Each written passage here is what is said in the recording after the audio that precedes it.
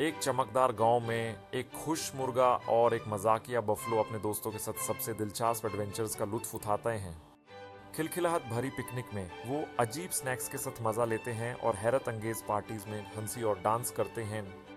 वो खेलते हैं और हंसी मजाक करते हैं, फूलों से खूबसूरत ब्रेसलेट बनाते हैं जो उनकी दोस्ती का निशान है।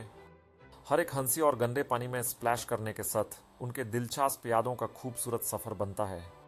दोस्त हैं जब वो अलविदा कह रहे होते हैं और सूरज डूब रहा होता है, उनके सपने नए मजेदार एडवेंचर्स के लिए तैयार होते हैं।